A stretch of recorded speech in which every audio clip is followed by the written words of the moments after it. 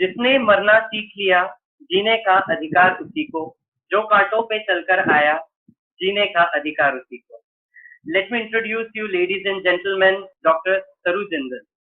In our series of World Breastfeeding Week conducted by IIT Bombay and Nutrition Group of Sitara. So before we begin the interview, let me introduce you all. Dr. Saru Jindal is a gynecologist from Mumbai. She has completed her degree from Lokmanya Tilak Medical College and Science Hospital in 2013. She is known for her voracious TEDx talk, What Age You Should Start the Life of Contribution, and she is also decorated by Most Inspiring Women Award for Valuable Contribution in Healthcare. अब ऐसा होता है कि हम बड़े बड़े metropolitan cities में पढ़ के हम देखते हैं ब्रेन ड्रेन होता है, पर यहाँ पे जो वाकई में हमारे डॉक्टर्स को करना चाहिए, शायद डॉक्टर सरू एक बहुत अच्छा एग्जाम्पल सेट करते हुए रूरल एरियाज में गई, वो भी बिहार के, और उन रूरल एरियाज में डॉक्टर सरू ने 2 साल women and child health care के लिए स्पेंड किया. And her work is now compiled and you can all read and experience that in the book titled A Doctor's Experiment in Bihar and in Marathi, हाँ ये मुमकिन है. You can search for that on Amazon and it's available online. Please do read and give a big round of applause to Dr. Saru, because the last but not the least जो मैं आपको बताने वाला हूँ वो बहुत interesting है कि because of her work in Bihar, she was recognized globally for World Alliance of Breastfeeding Conference held in Malaysia, and she was one of the only people representing India at such a global platform, and people like her make us proud as Indians and represent India globally. Dr. Saru, I would like to welcome you once again. Thanks Sudhanshu, thanks a lot. आज का topic बहुत ही important है और as a gynaecologist ये पहला जो आज का टॉपिक है कि कैसे हम पहला घंटा डिलीवरी के बाद का पहला घंटा कैसे मैनेज करेंगे बच्चे का और माँ के बीच में. ये चीज ना हम लोग ज्यादा सोचते नहीं है. हम लोग प्रेगनेंसी के टाइम बहुत सारी चीजों की प्लानिंग कर लेते हैं, कपड़ों की, कपड़ा का क्रेडल कौन सा आएगा और हम कौन से हॉस्पिटल में डिलीवर करेंगे, सब चीजें बात हो जाती है. लेकिन हम ये बात नहीं करते कि पहले घंटे में जब बच्चा और माँ पहली बार साथ में आएंगे तो क्या होगा. और उस समय अनफॉर्चुनेटली इतनी मतलब मोस्ट ऑफ द टाइम तो माँ और बच्चा साथ में होता ही नहीं है, वो अलग हो जाते हैं, तो वो पहले घंटे में कुछ होता ही नहीं है. लेकिन आज हम बात करने वाले हैं कि what is the importance of that first hour in establishment of successful lactation, कि वो एक शुरुआत है एक अच्छी जर्नी की. जैसे हम कहते हैं कि शादी में जो पहला साल होता है वो कितना इम्पोर्टेंट होता है और प्रोबेबली एक फाउंडेशन होता है आगे के लिए, वैसे ही पहला घंटा बहुत क्रिटिकल है साइंटिफिकली भी.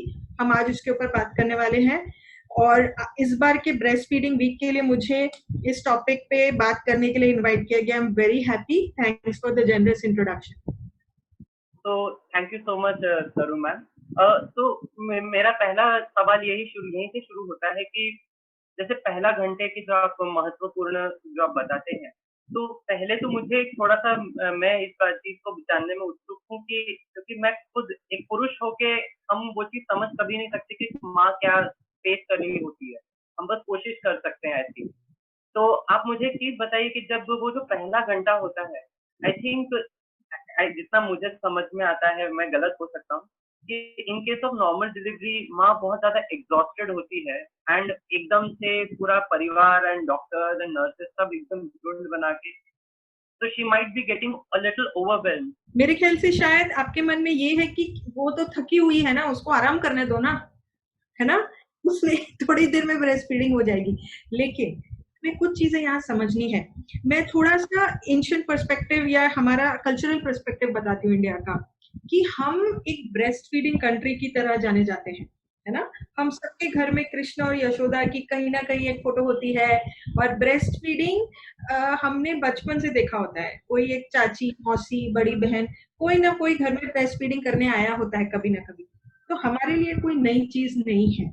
मैं जब मलेशिया में गई थी कॉन्फ्रेंस के लिए, तब वहां पे जो यूरोपियन कंट्रीज, अमेरिकन कंट्रीज के लोग थे, वो लोग बात कर रहे थे कि कैसे हम लोग अपने ब्रेस्ट फीडिंग रेट्स बढ़ाएं। और मुझे बोलते थे हाँ तुम लोग तो इंडिया, एशिया या अफ्रीका, यहाँ पे तो बहुत आराम से ब्रेस्ट फीडिंग होता है। आपको पता है, even though India is known as a breast feeding country, आज हमारे स्टैटिस्टिक्स क्या बोलते हैं? एनएफएचएस जो नेशनल फैमिली हेल्थ सर्वे 2015-16 का रिसेंट मोस्ट है, वो उसमें क्या बोलता है वो कि पहले 1 घंटे में कितने बच्चों को स्तनपान मिलता है? सिर्फ 41%, 41%। और अगर हम ये स्टैटिस्टिक किसी को बोले तो वो क्या बोलेंगे, हाँ देखो ना होम डिलीवरी होती है ना, तो जो दाई होती है ना वो पिला देती है कुछ बाहर का। लेकिन ये स्टैटिस्टिक सुनिए कि आज hospital deliveries more than 89% cases में होने लगी है। अभी नहीं होती है ज्यादा होम डिलीवरी, सब हॉस्पिटल में होती है। तो अगर सब डिलीवरीज हॉस्पिटल में हो रही हैं, फिर भी स्टैटिस्टिक 41% बोलता है, तो उस लेबर रूम में कौन है? दाई है क्या? उस लेबर रूम में मदर इन लॉ है क्या? नहीं। उस लेबर रूम में कौन है उस समय? उस समय गायनेकोलॉजिस्ट है, मेडिकल ऑफिसर है, नर्स है, पीडियाट्रिशियन है, या वार्ड बॉय, वार्ड जो अटेंडेंट होते हैं वो है। तो ये 41% की जिम्मेदारी किसकी है?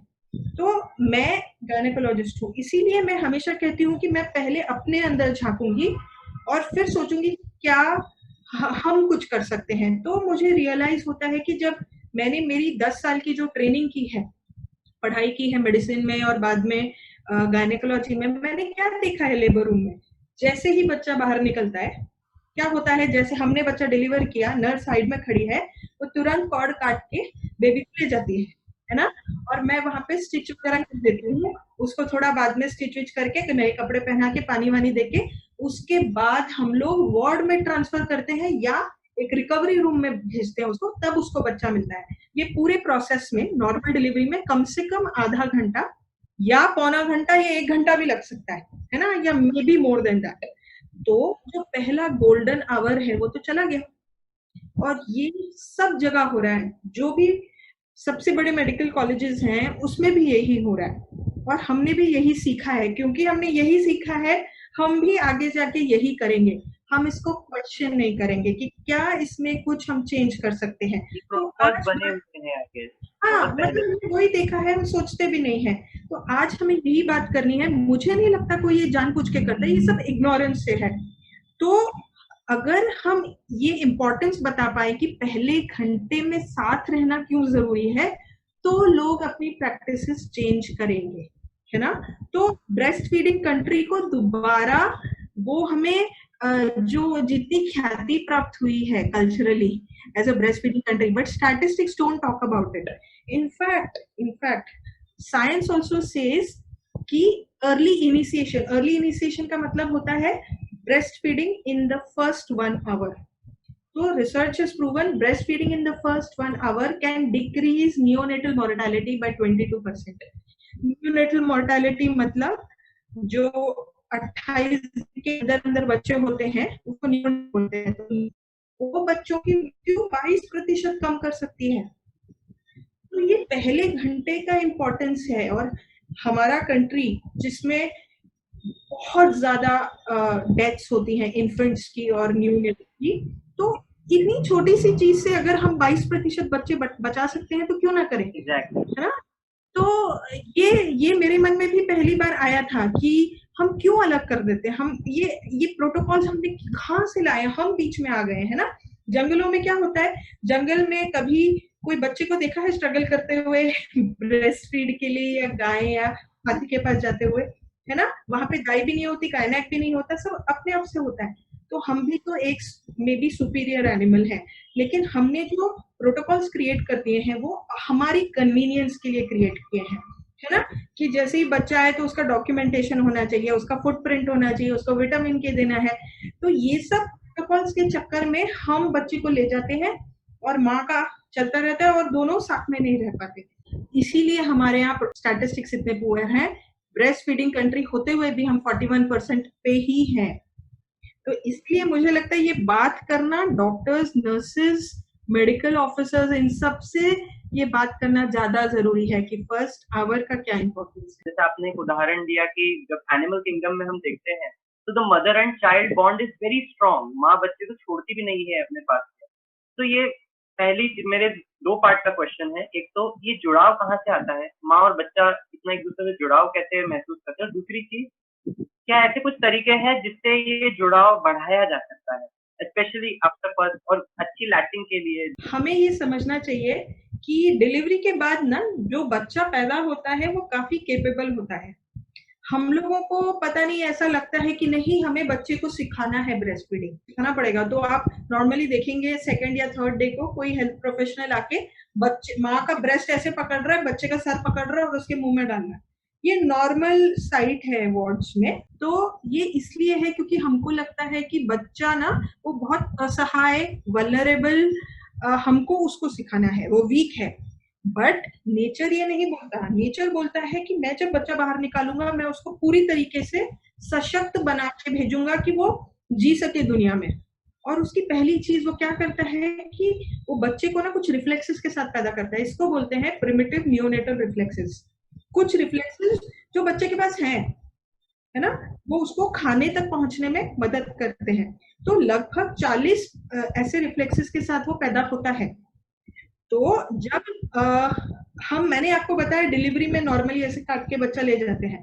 अगर हम कुछ और करें, अगर हम जंगल की तरह डिलीवरी करें, मतलब जंगल का मतलब जब वो माता बेड पे लेटी हुई है और बच्चा बाहर निकला, कॉर्ड के साथ साथ उसको अगर पेट पे रख दिया जाए इस तरीके से, मैं तो अभी खड़ी हूँ लेकिन इमेजिन करो मैं लेटी हुई हूँ इस तरीके से।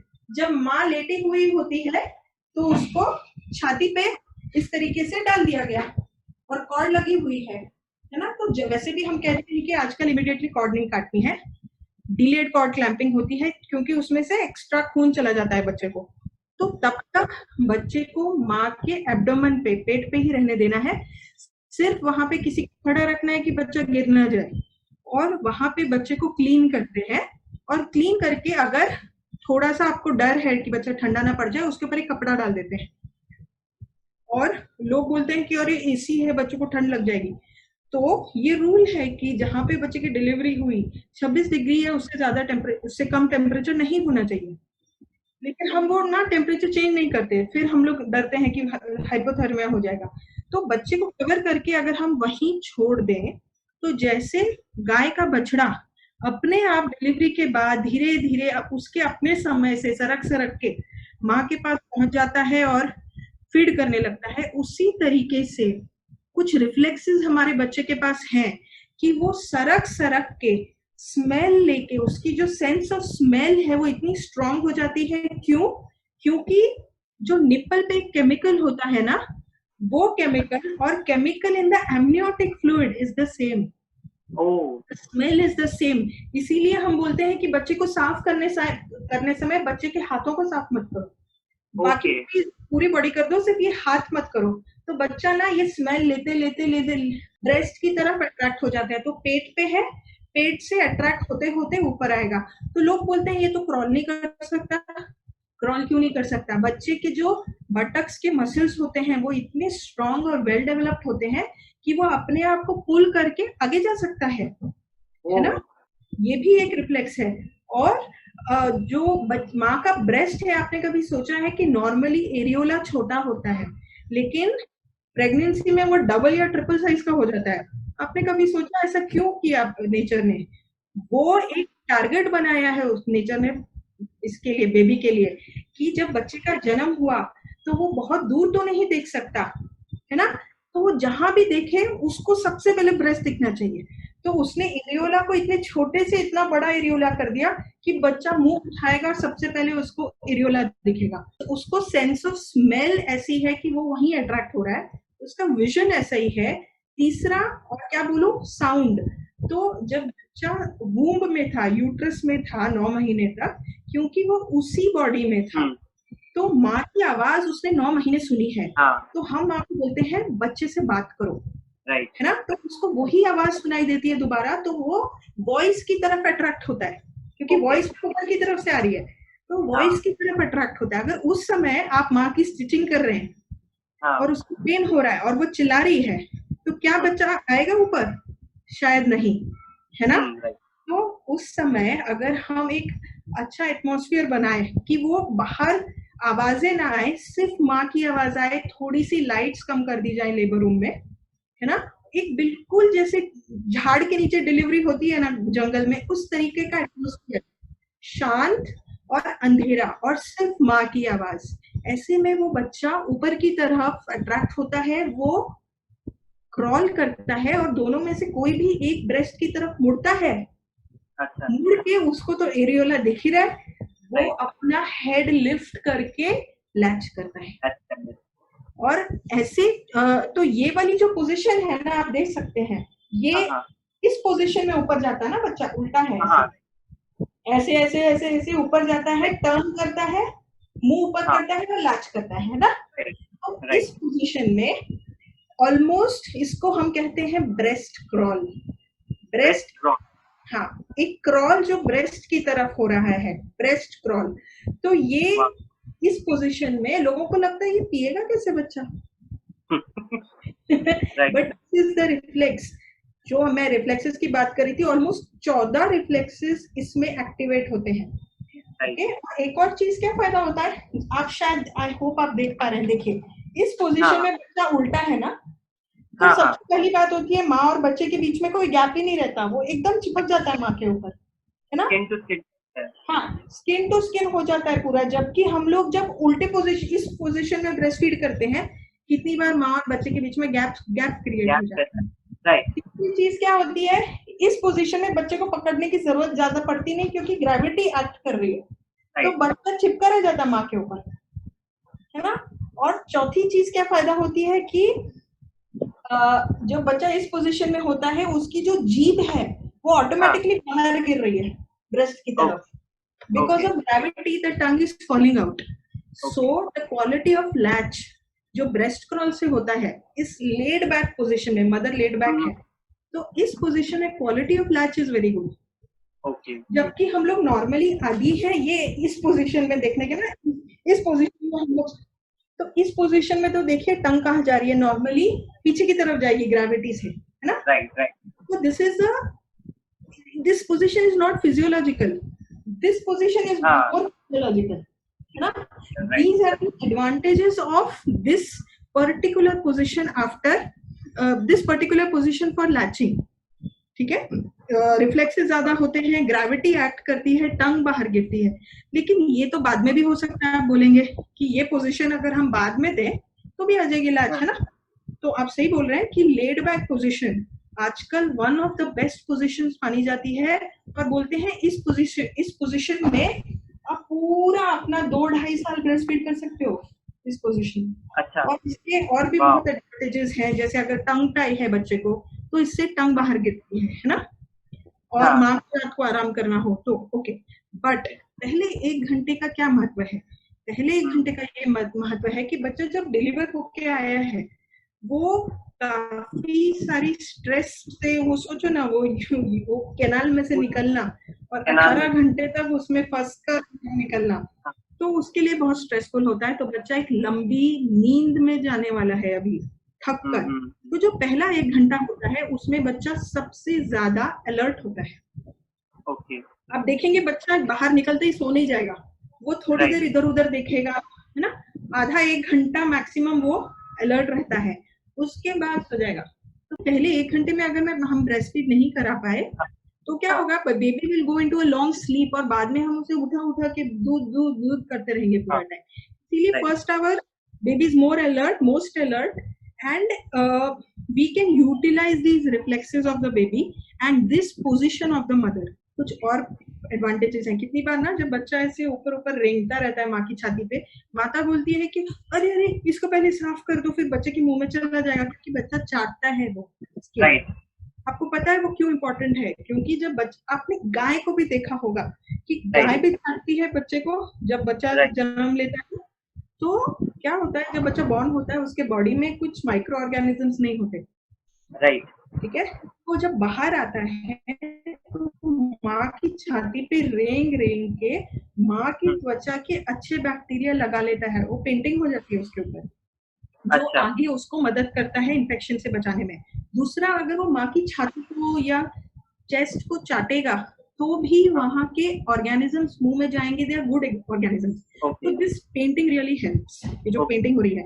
दूसरा दूसरा अ, हमको लगता है ठंडा पड़ जाएगा, लेकिन रिसर्च ने प्रूव किया है कि अगर बच्चे को एक इंक्यूबेटर में रखा गया, मतलब नॉर्मल बच्चा बोल रही हूँ, प्रीटर्म नहीं, इंक्यूबेटर में रखा गया, उसका temperature control of the baby was the same as the temperature control of the baby on the mother's chest. जो वाओ। माँ का जो स्किन है वो एक इंक्यूबेटर की तरह है, चेस्ट, जो बच्चे को गर्म रखता है। अगर वो तो ये हम लोग, I mean, can you even imagine the beauty of this?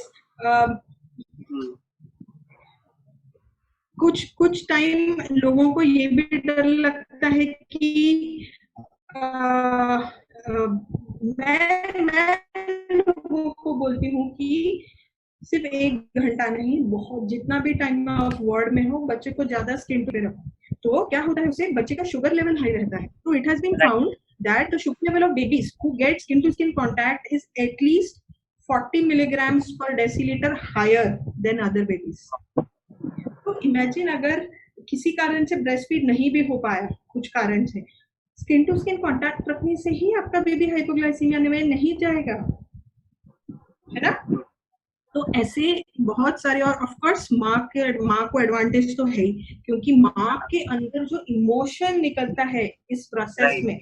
मैं आपको एक शेयर करती हूँ एक्सपीरियंस। जब मैंने पहली बार ब्रेस्ट क्रॉल के बारे में सुना था मेरे फाइनल ईयर एमडी के टाइम, तो मैं तो पागल हो गई थी वीडियो देख के, ये क्या है, मेरे को कैसे नहीं पता, मैं पास आउट होकर गायनेक बन के निकलने वाली हूँ, मुझे पता नहीं। तो अगले दिन मैंने ये लेबर रूम में किया, पहला बच्चा जो निकला मैंने पकड़ा उसे और ब्रेस्ट क्रॉल को रख दिया, और आप इमेजिन नहीं करेंगे, वो उस बच्चे ने I think with in 10 to 15 minutes वो क्रॉल करना शुरू किया और लैच करके फीडिंग चालू, और उसके बाद मेरी आंखों में आंसू, उस मदर की आंखों में आंसू, और वहां की और औरतें जो देख रही थी सबकी आंखों में आंसू। तो ये एक बहुत इमोशनल एक्सपीरियंस होता है माताओं के लिए, बिकॉज उन्होंने एक्सपेक्ट भी नहीं किया होता है ये।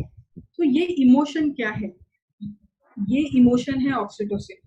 ऑक्सीटोसिन जो हार्मोन है उसको कहते हैं, it's a hormone of love, it's a hormone of emotion. जब दो लोग प्यार में होते हैं तो ऑक्सीटोसिन दोनों की बॉडी में निकल रहा होता है। ये टच और ये एक्सपीरियंस से इतना ऑक्सीटोसिन निकलता है, ऑक्सीटोसिन को आप ममता भी बोल सकते हैं, ये ममता हार्मोन निकलता है। और ये ममता हार्मोन क्या करता है? ममता हार्मोन के 2 काम होते हैं, एक काम होता है ब्रेस्ट पे, दूसरा काम होता है यूट्रस पे। तो ब्रेस्ट पे उसका काम होता है दूध बाहर निकालना, तो बच्चे को जल्दी दूध मिलता है, और दूसरा काम होता है यूट्रस पे प्लेसेंटा बाहर निकालना। तो अंदर जो प्लेसेंटा पड़ी हुई है अभी तक डिलीवरी के टाइम, वो ऐसे बाहर फेंक देता है ऑक्सीटोसिन। और दूसरा, जब बच्चा क्रॉल कर रहा है ना ऊपर, वो लात मारता है यूट्रस के ऊपर, वो लात मार मार के प्लेसेंटा बाहर निकल जाती है ना। तो क्रॉल, ब्रेस्ट क्रॉल के पोस्ट डिलीवरी ब्लीडिंग डिक्रीज करने का भी एक बहुत बड़ा रोल है। हमारी सबसे ज्यादा माताएं अगर विश्व में किसी चीज से मर रही हैं डिलीवरी के दौरान, तो वो है रक्तस्राव, पोस्ट डिलीवरी ब्लीडिंग। तो breast crawl is also the answer to decrease post delivery bleeding. जहां पे रूरल एरियाज में ऑक्सीटोसिन ड्रग नहीं है, कोई सिस्टम नहीं है देने वाली, आपको ब्रेस्ट क्रॉल करना है, क्योंकि उससे ऑक्सीटोसिन बॉडी में इतना हाई होता है कि वो अपने आप एक ड्रग की तरह काम करता है और ब्लीडिंग रोकता है। तो जो मुझे समझ में आया कि बेबी की alertness is very high after child birth during the first hour. Baby is sensitive to light, तो लेबर रूम में अगर लाइट थोड़ी कम रखी जाए, sound of mother but no noise around, तो ट्रैंक्विलिटी, मतलब we are trying to recreate the tranquility of a forest, और की शांतता रहे, तो जिससे बच्चे को नेचुरल इंस्टिंक्ट का वो रहे, प्रगाढ़ रहे। देन स्मेल, जो एमनियोटिक फ्लूइड की जो स्मेल होती है वही एरियोला पे स्मेल होती है, तो वो नेचुरल इंस्टिंक्ट बेबी को होता है। सरफेस एरिया, मतलब स्किन टू स्किन टच का सरफेस एरिया ज्यादा हो, जैसे ऑक्सीटोसिन का स्राव ज्यादा हो ब्रेन में, तो ममता hormone will be high. And the tongue which is also sense, important sense organ, तो उससे वो बेबी गुड बैक्टीरिया लेके अपना गट माइक्रोबायोटा एनरिच करता है। तो एंड अपार्ट फ्रॉम दैट, जो हमारे रूरल एरियाज में एक तो बिजली and availability of equipment which is a problem, so their breast crawl can act as a very beautiful natural incubator। मैं आगे वाले प्रश्नों की तरफ बढ़ता हूँ। अभी आपने जो इतने सारे इंस्टिंक्ट्स बताए, तो उसमें एक चीज आपने जो बताई थी कि बच्चा 18 घंटे बर्थ कैनाल में है and he comes out alert. तो अभी जैसे आप एमनियोइक सैक को फोड़ दिया, इंसिजन लगा के बेबी को बाहर निकाल रहे हैं इन अ वे, तो बच्चे को वो क्या कहना चाहिए कि पता पड़ रहा है कि नहीं कि उसका जन्म हो चुका है, वो दुनिया में आ चुका है? तो वो पता लगने की कोई जरूरत नहीं है, वो जैसे ही बाहर निकलेगा बच्चा रोने वाला है। और बच्चा, I don't know whether he understands कि वो कहाँ पे है अभी, लेकिन baby knows, he I am sure that he knows कि आसपास कुछ अलग है, अभी मम्मी है, हवा है, लाइट है ना। तो ब्रेस्ट क्रॉल एंड सिजेरियन शायद उस तरीके से नहीं हो सकता जिस तरीके से हमने डिस्क्राइब किया कि पूरा क्रॉल पेट से निकल के क्रॉल करके, तो वैसा नहीं हो सकता डेफिनेटली। लेकिन ब्रेस्ट क्रॉल जैसा ही हम कुछ कर सकते हैं सिजेरियंस में। और जैसे ही बच्चा निकले, बच्चे की कॉर्ड कट करके डिलेड कॉर्ड क्लैंपिंग के बाद जो पीडियाट्रिशियन है या जो जिसने बच्चे को लिया है, वो इस तरफ से घुमाता हुआ उसको माँ की छाती पर ले आए, है ना। तो जो गायनेकोलॉजिस्ट सिजेरियन करता है वो करता रहेगा अपना काम। तो हम क्या बोल देते हैं कि अगर आपको डर लग रहा है कि कहीं बच्चा टच वच ना कर दे वो जहाँ पे स्टिचिंग हो रही है, तो आप बीच में स्क्रीन डाल दीजिए, है ना। तो माँ को सर्जन नहीं दिखता, सर्जन को माँ नहीं दिखती, बच्चा नहीं दिखता, वो अपना काम कर रहे हैं। बच्चा इस तरफ आ गया है माँ की छाती के ऊपर इस तरीके से, तो माँ लेटी हुई है और बच्चे को इस तरीके से रख दिया है, पर्दा लगा हुआ और स्क्रीन है, तो यहीं पे बच्चे को साफ किया जाता है। तो क्या ब्रेस्ट क्रॉल हर बच्चे में कर सकते हैं? हाँ, हर बच्चे में कर सकते हैं। सिर्फ जो बच्चे रोए नहीं है, ऑफ कोर्स उन पे नहीं करते हम, उनको हम लेके जाते हैं उनकी सांस की दिक्कत के लिए। तो यहाँ पे रख के ही उसे साफ कर देना है। कुछ लोग बोलते हैं एनेस्थेटिस्ट ऑब्जेक्ट करते हैं, तो हम कैसे उसको स्टेथोस्कोप कहाँ लगाएंगे, है ना, या लीड्स लगानी होती है मॉनिटरिंग के लिए, वो कहाँ लगाएंगे। तो ब्रेस्ट क्रॉल अगर सिजेरियन के दौरान करना है, एक टीम एफर्ट होता है। सिर्फ एक गायनेकोलॉजिस्ट के मन से अगर करना हो तो नहीं हो सकता, सबको इसमें भागीदार होना है कि हाँ हमें ब्रेस्ट क्रॉल करना है। उसके लिए कुछ अगर चीजें चेंज करनी पड़े तो करेंगे। जैसे एनेस्थेटिस्ट को अगर ब्रेस्ट क्रॉल के बारे में पहले बता दिया जाए तो वो अपने लीड यहाँ लगा लेगा साइड में, है ना, यहाँ न लगा के यहाँ लगा लेगा और यहाँ पे माँ की छाती पे बच्चे को रहने देगा। अगर आपने बताया नहीं तो वो ऑब्जेक्ट करेगा बाद में, है ना। फिर जो वार्ड बॉय है, वार्ड जो पीडियाट्रिशियन है, सब लोग उस लूप में होने चाहिए। फिर बच्चा जब यहाँ पे आ जाता है तो हम लोग साफ करने के बाद ऑपरेशन थिएटर का टेम्परेचर दोबारा 26 डिग्री से ज्यादा होना चाहिए उसके बाद, ठीक है। और फिर यहीं पे रख के उसे यहीं रहने देते हैं, कवर कर देते हैं क्लॉथ से। और फिर क्या होता है पता है, नॉर्मली सिजेरियन में माँ फिर थोड़ी सी डरी हुई होती है, सहमी हुई होती है, बाद में थोड़ा सा पेन भी शुरू हो जाता है स्पाइनल एनेस्थीसिया में। और जितना सेपरेशन हम लोग ने नॉर्मल डिलीवरी में बात की, उससे ज्यादा तो सिजेरियन में होता है, ठीक है। सेपरेशन ज्यादा होता है। कितनी बार माँ को वार्ड में रख दिया जाता है, बच्चा आईसीयू में ही रहता है, जबकि कोई प्रॉब्लम नहीं है, सिर्फ आईसीयू में रहता है ताकि माँ थोड़ा रेस्ट कर ले, और बच्चे को पहला फीड फॉर्मूला का आईसीयू में मिल जाता है। Before the baby has even seen the mother, first feed of formula is being given. ये बहुत सारे सिटीज में ऐसा बहुत होता है, क्योंकि हम रियलाइज नहीं कर रहे हैं वो importance of the first our. और बच्चा वहां पे, माँ यहाँ पे, तो सेपरेशन तो हो ही गया। दूसरा, माँ दर्द में होती है बहुत बार एनेस्थीसिया के इफेक्ट खत्म हो जाने के बाद, तो अच्छे से पोजीशन चेंज नहीं कर पाती है बेबी को फीड करने के लिए। और कितनी बार माँ को सुलाने का इंजेक्शन दे दिया जाता है, दर्द कम करने के लिए साथ साथ में सिडेटिव दे दिया जाता है। सिडेट अगर माँ को आपने कर दिया तो बच्चा उसके सामने लाओ ना लाओ उसको कुछ समझ ही नहीं आ रहा है ना, नींद में है। तो सेडेशन और ये फॉर्मूला यूज, इन सारी प्रॉब्लम्स की वजह से what is happening, mother is not able to respond to the baby as she should, right. दूसरा प्रॉब्लम बेबी का क्या होता है, बच्चे को जैसे ही निकला ना, अगर रोया भी है तो बहुत सारे पीडियाट्रिशियंस या जो बेबी को देखने आए उनकी आदत होती है बेबी को हर बार मुंह में ट्यूब डाल के नाक और मुंह में सक्शन सक्शन सक्शन करते रहते हैं। सक्शन करने से क्या होता है, बच्चा जब बाहर निकला बहुत सारा यहाँ पे थूक तो है ही नाक में और मुंह में, तो उसको खाली करते रहते हैं। जबकि बच्चा रो रहा है तो now guidelines have come out कि routine suctioning is not to be done if baby has cried, only when baby has not cried. तो सांस लेने के लिए बच्चे को ये जगह साफ करनी पड़ती है ना, कि वो थूक निकल जाए बच्चा सांस ले पाए। लेकिन नॉर्मली नॉर्मली भी करते रहते हैं लोग, उस वजह से क्या होता है यहाँ इंजरीज हो जाती है, मुंह के अंदर नाक के अंदर छोटी छोटी इंजरीज हो जाती है। तो फॉर एग्जाम्पल जैसे हमको जब छाले होते हैं तो क्या हमें खाना खाने का मन होता है छाले में? नहीं ना। उसी तरीके से जब बेबी को छोटी छोटी इंजरीज होती है ना, तो एक तरीके का ओरल डिफेंसिवनेस डेवलप हो जाता है। ओरल डिफेंसिवनेस मतलब baby does not want to feed, baby does not want to latch, क्योंकि बेबी इज हैविंग पेन। तो ये एक प्रॉब्लम काफी होती है सिजेरियन के बच्चों के लिए। और लास्टली, क्योंकि बच्चा पेट से निकला है, जब बच्चा वजाइना से निकलता है तो उसका ना पूरी छाती ऐसे दब जाती है और छाती में जो पानी भरा हुआ है 9 महीने से वो दब के बाहर निकल जाता है और बच्चा आसानी से सांस ले पाता है। जबकि वो जब पेट से निकलता है तो उस तरीके का कंप्रेशन नहीं होता छाती के ऊपर, और कंप्रेशन ना होने से छाती में फिर भी थोड़ा पानी रहता है। तो सिजेरियन के बच्चों में सांस लेने में ज्यादा दिक्कत होती है। तो सांस लेने, कुछ बच्चों में तो सांस लेने की दिक्कत होने की वजह से दोबारा वो ब्रेस्ट फीड नहीं कर पाते। तो ये जो caesarean related breast feeding problems हैं, ये कॉज करती है, these cause higher chances of lactation failure. जितना नॉर्मल डिलीवरी में आसानी से हो जाता है, सिजेरियन में लैक्टेशन फेलियर ज्यादा है, क्योंकि माँ की तरफ से भी कुछ चीजें हैं जो कंट्रीब्यूट कर रही है, बच्चे की तरफ से भी कुछ कंट्रीब्यूट कर रही है। तो ऐसे समय में हमको समझना है कि breast crawl or skin to skin immediately after delivery is even more important, normal delivery से भी ज्यादा इम्पोर्टेंट है, क्योंकि हमें लैक्टेशन फेलियर होने नहीं देना है इसमें, है ना। तो अगर हम बच्चे को ऐसे रखते हैं तो थोड़ी देर के बाद बच्चा क्रॉल तो नहीं करेगा, लेकिन जिस ब्रेस्ट की तरफ उसका मुंह है अपने आप सर उठा के फीड करने लगेगा इन द फर्स्ट 1 आवर।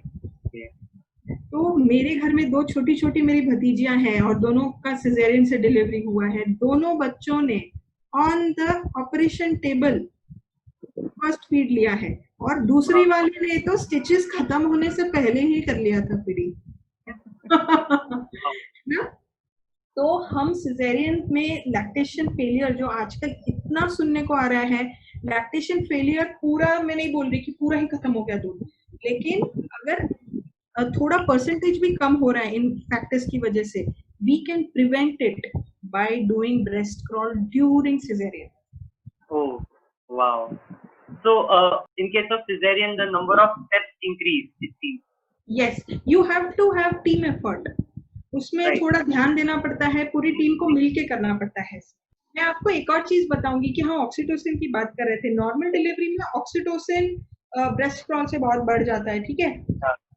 सिजेरियन में क्योंकि पेन इन्वॉल्व है ना, पेन, डर, ये चीजें इन्वॉल्व है और ज्यादा सेपरेशन इन्वॉल्व है। जो ऑक्सीटोसिन माँ का ऊपर होता है, ममता हार्मोन, के नीचे आ जाता है। ओके। ये भी जो पहला दूध निकलना, कोलेस्ट्रॉल निकलना, ये सब में बहुत इश्यूज होते हैं। तो हमें वो जो ग्राफ नीचे जा रहा है ऑक्सीटोसिन का, उसको काउंटर करना है। और breast crawl counters this. Okay. Normal delivery with a breast crawl, cesarean with a breast crawl can counter this loss of this dip of oxytocin.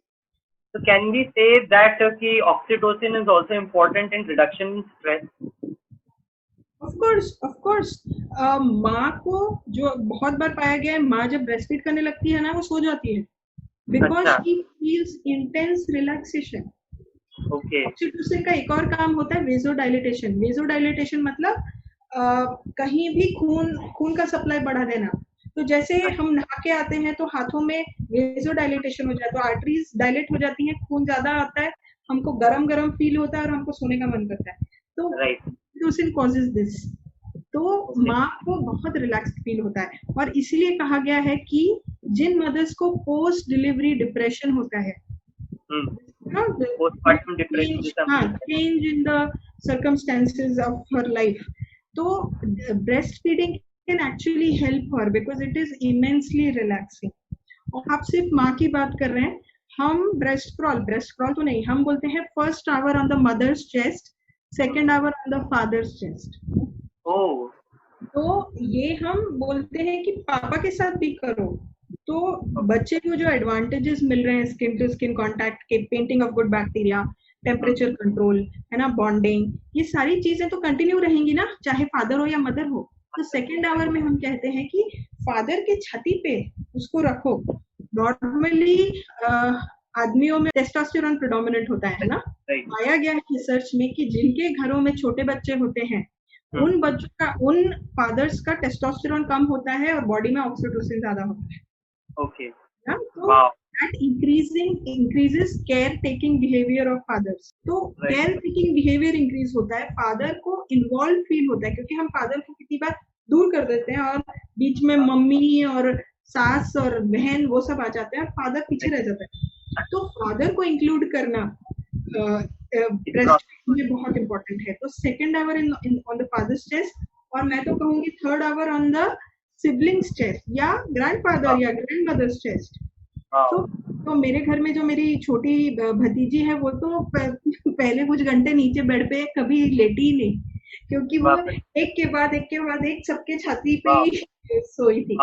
ये स्किन टू स्किन कांटेक्ट हम बाद में भी कंटिन्यू कर सकते हैं, ऐसा नहीं है कि सिर्फ प्रीमेच्योर बेबीज के लिए है, ऑफ कोर्स उनके लिए तो है, लेकिन ये बेबी, ये पाया गया है कि जिन बेबीज को ब्रेस्ट क्रॉल मिलता है वो कम रोते हैं, ये रिसर्च प्रूव करता है। तो nurses have found crying to be less in breast crawl babies. एक और चीज बताती हूँ कि क्या ये सिर्फ इम्पोर्टेंस फर्स्ट 1 आवर में है। तो मैं ना मैंने जब मैं एमडी कर रही थी और मुझे पता चला ब्रेस्ट क्रॉल के बारे में, तो मैं इतनी ऐसे मेनियक जैसे हो गई थी कि ये क्या है और हम क्यों नहीं करते ये हर डिलीवरी में। तो मैंने अगले 2 हफ्ते में 100 ब्रेस्ट क्रॉल्स किए थे और मैं दिन रात खड़ी रहती थी ब्रेस्ट क्रॉल के लिए पागल की तरह।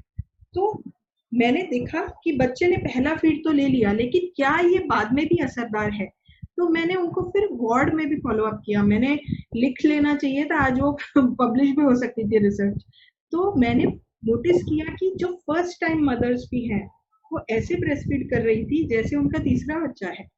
अच्छा, so it is not just निर्माण जो होता है कि हाँ मैं फीड कर सकती हूँ, ये बहुत बड़ा कॉन्फिडेंस ही होता है। और दूसरा, it is the start of a good latch. हमने नोटिस किया है कि जो लैच फॉर्म होता है ब्रेस्ट क्रॉल द्वारा, टंग अच्छे से बाहर निकलती है, पूरा का मुंह अच्छे से खुलता है और परफेक्ट जो लैच की हम 4 मापदंड बोलते हैं, सारे क्राइटेरिया फुल होते हैं उसमें, है ना। लोअर एरियोला पे लैच करना हमको सिखाना नहीं पड़ता है, उसने अपने आप किया है वो। जबकि हम जब खुद ब्रेस्ट और बच्चे का मुंह पकड़ के लैच करने की कोशिश करते हैं, that is the start of a superficial latch. और उससे प्रॉब्लम स्टार्ट होती हैं।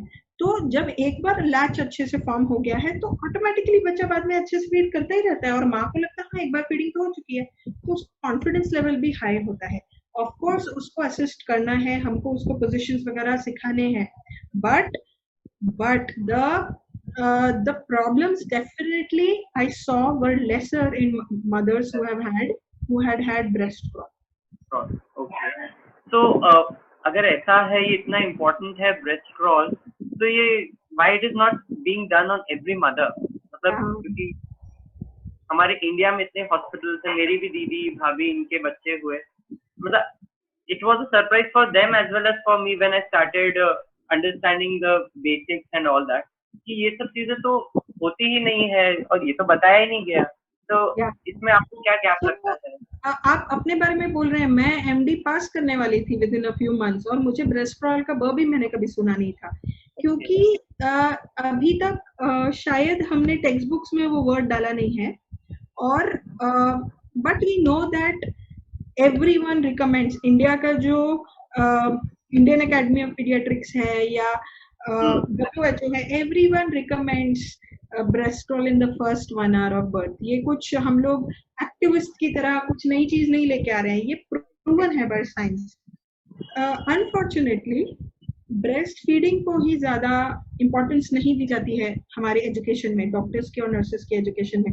मैं आपको बताती हूँ, एक स्टडी की गई थी 1992 में बीपीएनआई, इंडिया की बीपीएनआई द्वारा।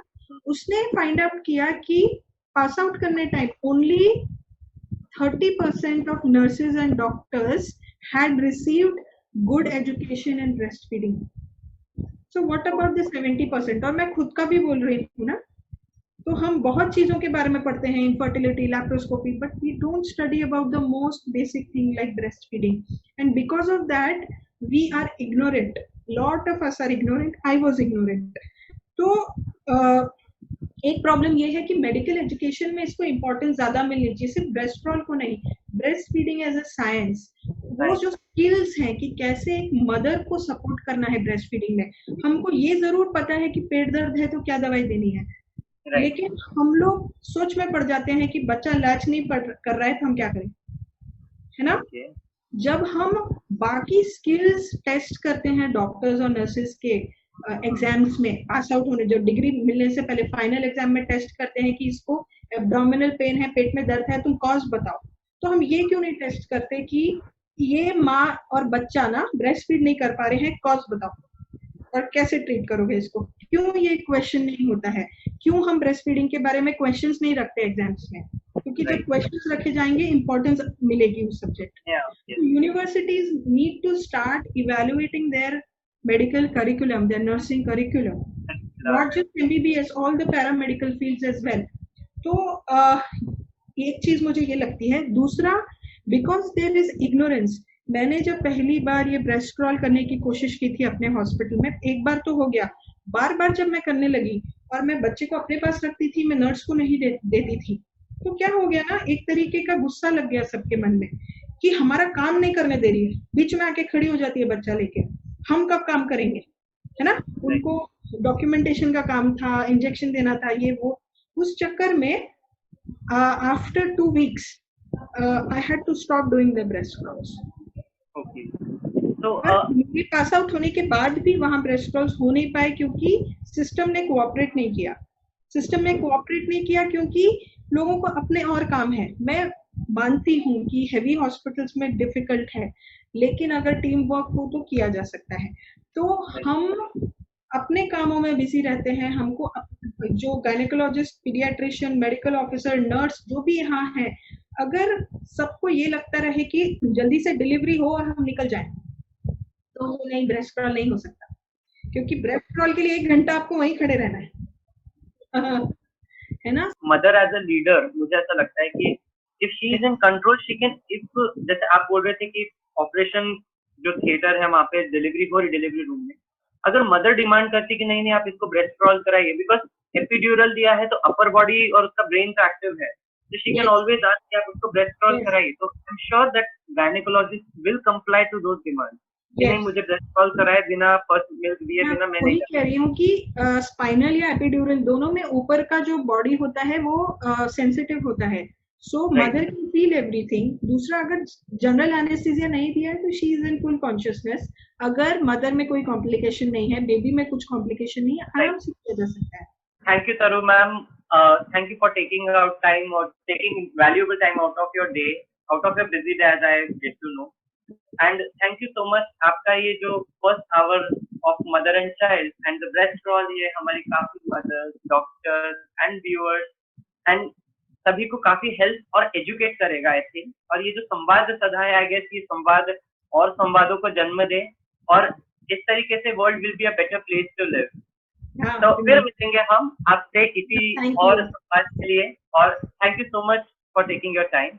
व्यूअर्स को ये कहना चाहूंगा कि bye doctor Katyayan next session होने वाला है, आप please stay tune to this same channel and same link. Keep watching this page. More videos are coming up for sensitizing you for breastfeeding, and please keep breastfeeding. Thank you. Thank you. हमारी country से एक बहुत अच्छा ब्रेस्ट्रोल का video बना है जो doctor प्रशांत Kangal ने बनाया है, शूट किया है, लाइव शूट किया है, बहुत अच्छा वीडियो है। हमको वो इस इस इंटरव्यू का पार्ट बनाना चाहिए इसके बाद। Let us see the video of breast crawl, क्योंकि जब तक हम वो देखेंगे नहीं ना तब तक हमारे मन में वो समझ नहीं आएगा।